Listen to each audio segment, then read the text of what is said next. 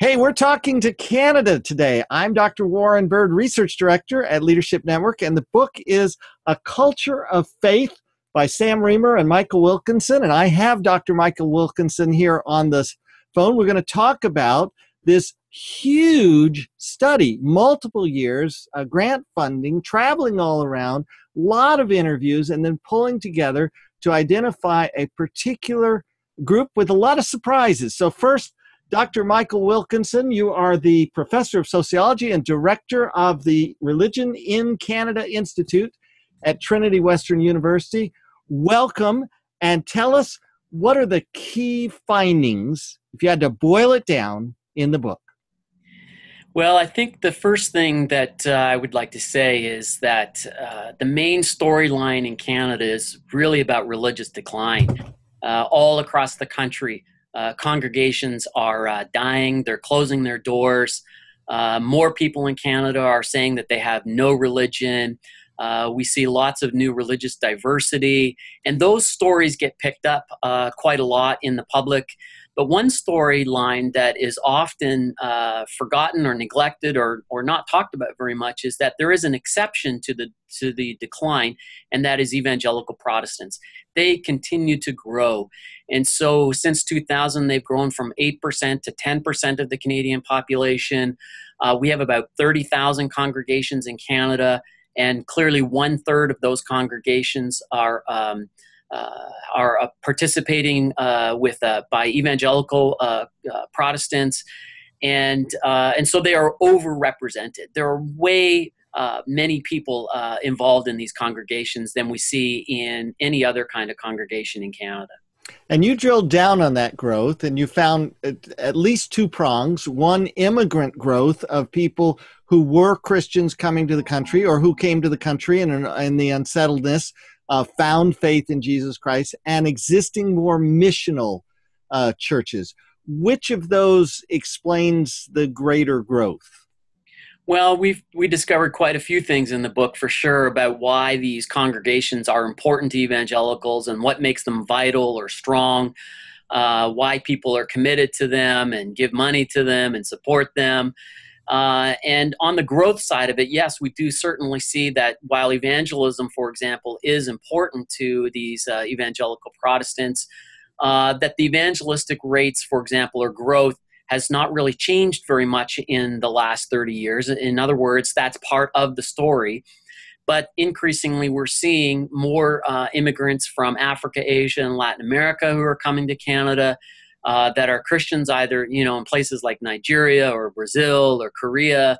And much of the evangelical growth in Canada is also happening because those Christians are coming to Canada and establishing new congregations, or in many ways joining the existing congregations. And so we see that evangelical congregations in Canada are also quite multicultural and quite diverse.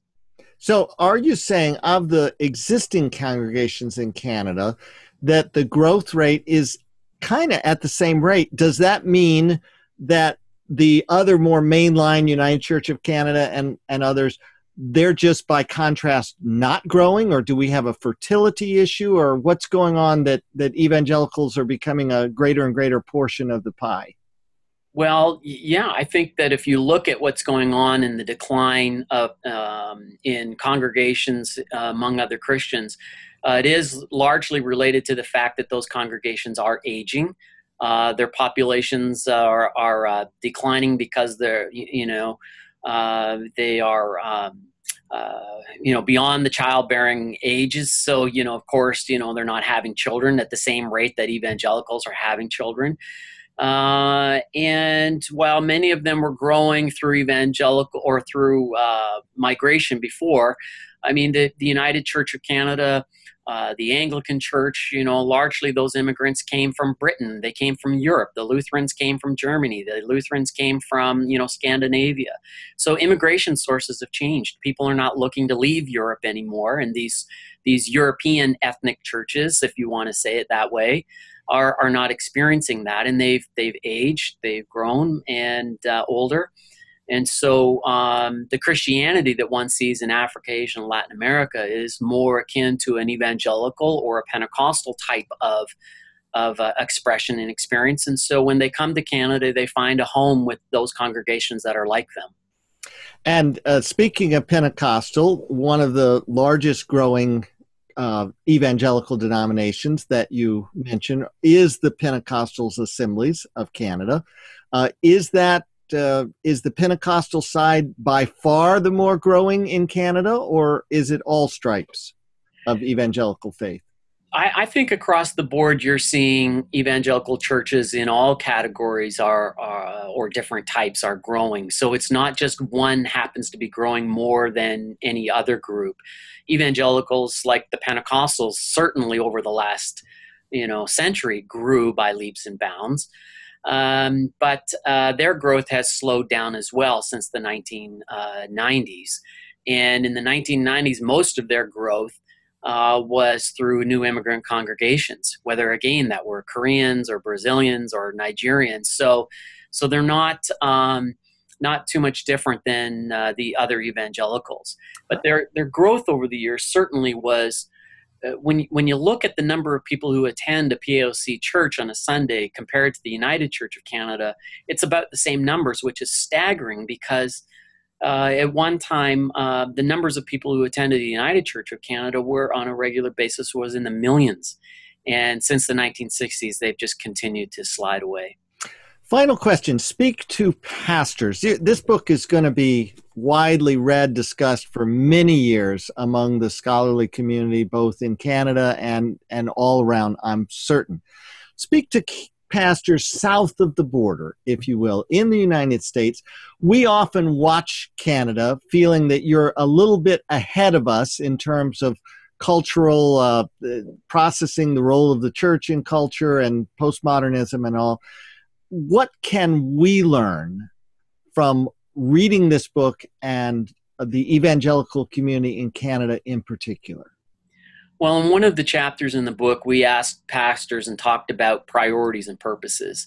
And it was very clear that across the country, evangelical pastors are saying we need to revisit our mission and vision statements. We need to rethink who we are and what we do in this country. We're a subculture. And clearly as a subculture, our views are not shared across the country. And so there's been a lot of discussion. I know years ago, decades ago perhaps, it seemed like every church was doing some kind of mission and vision casting kind of activity. And, with social change, they've had to revisit that and had to rethink things like multiculturalism, increasingly not just Christian diversity, but religious diversity, and cultural changes like changes to same-sex legislation and marriage, which we've already been into for over a decade, further ahead, and so pastors have said, how do we be the church? What do we do? What's our mission? And many of them are saying we need to be missional. Canada is a post-Christian society. Canada is a multicultural, religiously diverse country. And how are we going to rethink what it means for us to reach out to Canadians in this society? So I think, in a lot of those issues of social change, they've happened in Canada. I'm not going to say that we've done the greatest job or evangelicals in Canada have done a better job than someone else, but they've certainly had to wrestle with these issues for quite some time now. Well, Dr. Michael Wilkinson, co-author with Sam Reimer of A Culture of Faith, awesome book, great insights, much success to you. I've already checked the book's available, Amazon, Barnes & Noble, everywhere that readers could want to find it. And thank you for this contribution. And we continue to learn from churches across the way, and this is going to be a great tool in helping us do so. Thanks, Warren.